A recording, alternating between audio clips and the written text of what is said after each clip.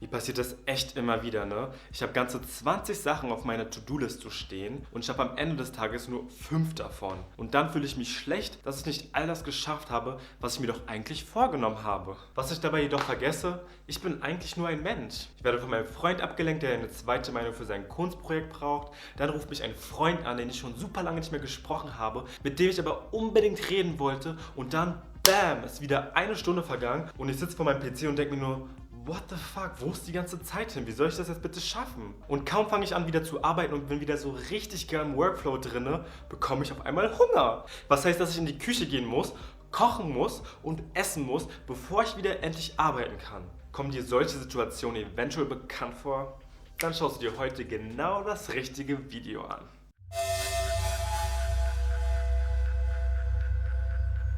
Willkommen zurück in meinem Uchiverse.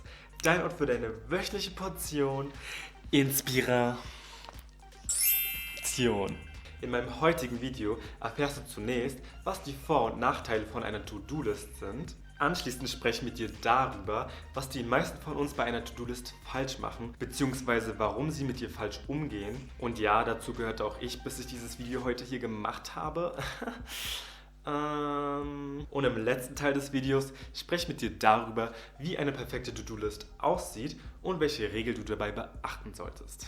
Die Vor- und Nachteile einer To-Do-List. Wie du mit Sicherheit schon weißt, ist eine To-Do-List eine Liste mit Aufgaben, die bearbeitet werden müssen, und normalerweise werden diese der Priorität nach geordnet. Doch was sind die Vor- und Nachteile einer To-Do-List? Kommen wir doch zuerst zu den 3 Vorteilen.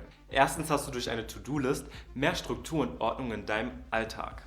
Zweitens nimmt es dir die Angst, etwas zu vergessen, denn du kannst dein Gehirn entlasten und die Sachen, die du machen möchtest, ganz einfach aufschreiben. Und drittens gibt es dir die Möglichkeit, deine Aufgaben nach Priorität zu ordnen und abhängig von ihrer Dringlichkeit und Wichtigkeit zu bearbeiten. Die Nachteile einer To-Do-List sind jedoch, und ja, dazu gehöre auf jeden Fall ich auch, dass du durch diese dazu verleitet wirst, immer zuerst das zu machen, was dir am meisten Spaß bereitet oder was am einfachsten ist. Außerdem macht sie dich zweitens weniger flexibel, da alles in deinem Tag schon durchgeplant ist. Und drittens setzt du dich selber enorm unter Druck, wenn du nicht das schaffst, was bereits auf deiner To-Do-List steht. Genau das ist auch ein entscheidender Punkt, über den wir heute reden müssen. Denn eine To-Do-List sollte dich nicht stressen, sie sollte dir den Stress wegnehmen. Kommen wir also nun zum nächsten Punkt. Du musst nicht alles schaffen. Glücklicherweise sind laut Experten durchschnittlich ganze 41% der Punkte auf To-Do-Listen nicht abgehakt. Also nochmal Glück gehabt. Grund hierfür ist, du planst zu viel und unterschätzt, wie viel Zeit du tatsächlich benötigst. Denn du schreibst deine To-Do-List mit einer perfekten Vorstellung von dir selbst, die durchgehend 8 Stunden lang produktiv ist und nie nicht produktiv ist. Aus wissenschaftlicher Perspektive können wir jedoch nur maximal 3 Stunden wirklich produktiv sein und das am besten zwischen 9 und 12 Uhr. Und genau das gilt, ob du es glaubst oder nicht, für jeden einzelnen Arbeitstag. Wenn es also mal wieder etwas länger dauern sollte als erwartet, stauen sich deine Aufgaben ganz einfach auf deiner To-Do-List an, wodurch diese immer länger wird, ganz einfach, weil du dir zu viel vornimmst. Die To-Do-List, die dir doch eigentlich ursprünglich dabei helfen sollte, noch weniger Stress im Arbeitsalltag zu haben, ist nun der Grund dafür, dass du noch mehr gestresst bist. Die Lösung?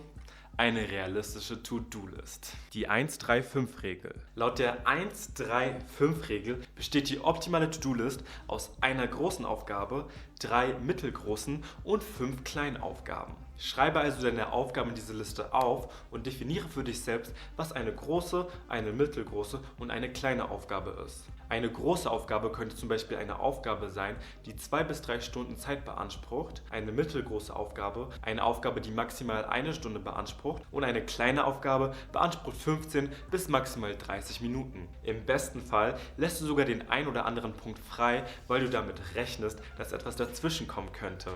Schlau, oder? Wir sind alle so smart, Leute.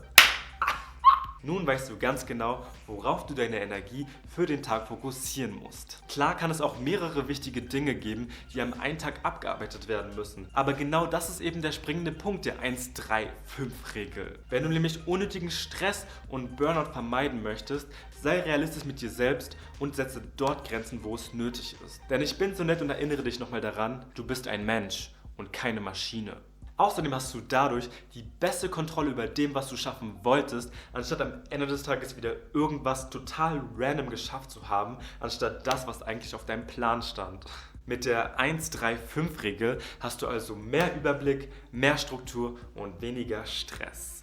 Kommen wir nun zu meinem Bonustipp, der beim Schreiben deiner To-Do-List besonders wichtig ist. Formuliere konkret und umsetzbar. Nun hast du deine 1-3-5 To-Do-List zwar fertig, jedoch steht bei der großen Aufgabe lediglich Bewerbung. Für dein Gehirn sind solche Formulierungen leider nicht deutlich genug. Also sei lieber spezifisch und formuliere konkrete Arbeitsschritte aus. Statt also nur Bewerbung zu schreiben, schreibst du also lieber auf, Vorlage für Bewerbung runterladen, Beispielbewerbungen durchlesen, Anschrift der Firma prüfen, etc. Dadurch kannst du unnötiges und mehrfaches Grübeln vermeiden und bleibst sogar noch besser in deinem Produktivitätsflow. Wenn du also das nächste Mal in deiner To-Do-List sitzt, probier doch gerne die 1-3-5-Regel aus, aber natürlich kannst du diese bei Bedarf auch gerne anpassen. Zum Beispiel kannst du natürlich auch eine 1-5-6-Regel oder eine 1-3-2-Regel verwenden. Ganz egal was es ist, such eine Regel aus, die für dich am besten passt und realistisch ist. Das Wichtigste ist, dass du selber sehen kannst, wie viel du pro Tag tatsächlich schaffst und dass du überflüssigen Stress bestmöglich vermeidest. Die Diskrepanz zwischen der Person, die die To-Do-List schreibt und der Person, die sie abarbeitet, wird dadurch vermindert und du wirst zufriedener den Tag abschließen können. Auch wenn du wahrscheinlich eh nicht alles schaffen wirst.